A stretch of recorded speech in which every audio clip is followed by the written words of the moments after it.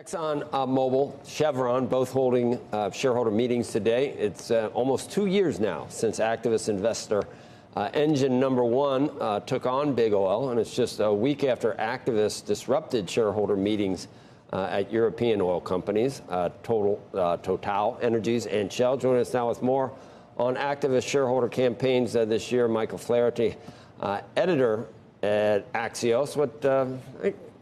It's I guess, increasing the most since 2019, but I would think it's about what the activism that we're seeing is about what you'd expect, is it not? It's kind of in line with what we've seen in recent years. Well, in terms of energy activism, I think it's probably peaked. I mean, when you look at where we were 2 years ago, engine number one, Exxon, that was the heat of that kind of activism movement. I think 2 years on, the pendulum has kind of swung back.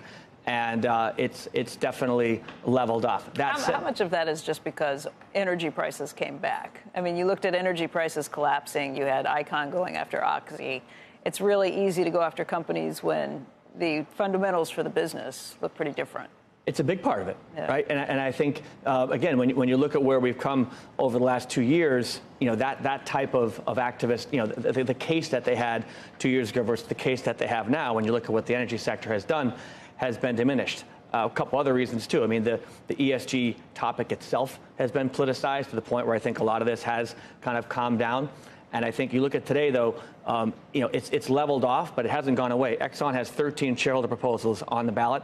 Over half of them have to do with climate risk and ESG. Chevron has 8 shareholder proposals on the ballot. 6 of them have to do with climate risk and ESG. You don't think that the prospects, I mean, following the invasion, the Russia invasion, it front and center, the possibility that Europe was going to, have people actually without energy. And I mean, that's still front and center, in your view. Yeah. So we have all these initiatives. When are we off fossil fuels completely? What year in your view? Well, I will even, and one of the things I edit as well is the climate tech sector. And you could have even climate tech founders who are trying to, initiate renewable energy, tools and products. They will say that the energy transition is going to take a lot longer. Right? I'm not going to give you a year, but I think it's very clear that when you talk about the actual transition time, I think even the most green climate tech folks will tell you it's going to take a long time. I mean, you got to power the grid to power the electric vehicles, don't you? There's got to be. I mean, it's just, they talk about climate change is supposedly physics. They talk about what about the physics of a global economy and moving things and goods and from A to B globally. How are you going to do that without fossil fuels? Well, look, it'll clearly play a role. Like I said, play a role. Well, what are you going to use? What are you going to replace it with? Well, if you're talking climate tech specifically, right? I mean, you have battery operators, you have electric. How are you powering the grid? Well, right now, I think fossil fuels, right, is what's happening. Well, in the future, how would you power the grid? A variety of different options. Let's talk about Europe for a second, though. You talk about BP and Total, right? You had a ton of activists, right? Protesting the meetings, right? There's a lot of energy when it comes to what's happening in Europe.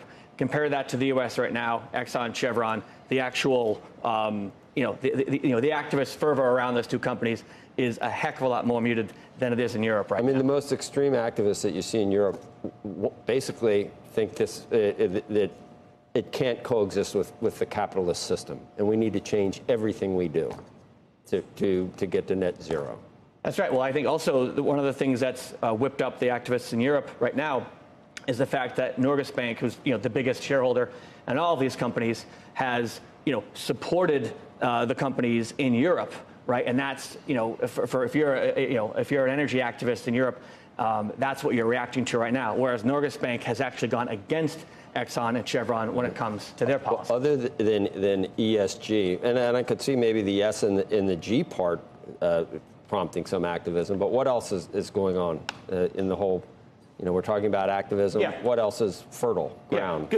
Yeah. So beyond that, A lot has changed in the U.S. activism space, and Becky and I spoke about this earlier in the year. Campaigns are down 30%.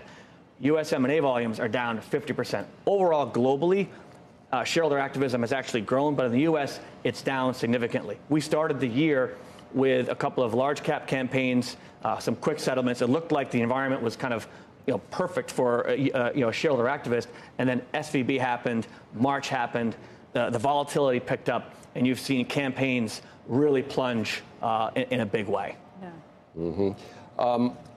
So who are the most potent activists that companies would worry about at this point? Yeah, I mean, Elliott clearly is. I mean, if you go, quarter by quarter, year on year, Elliott initiates the most amount of campaigns. I mean, you look at, obviously, the Salesforce campaign that started the year. They are the biggest. I mean, they're over $55 billion now in terms of AUM. They're also, the most aggressive. I think, when you look at this particular proxy season, again, you've had a lot less U.S. campaigns, launched by activists, but you also have the universal proxy card. I was going to say, it's like weird with the universal proxy card being out. Yeah, so the universal proxy card, right? It's a single card. It's a single ballot. Where the old system, you had the dissident card, and you had the management team card. And so, as a shareholder, you had to make a choice whether or not you were going to support a particular side, right? Now it's a single ballot, and it's all about the individual quality of the directors.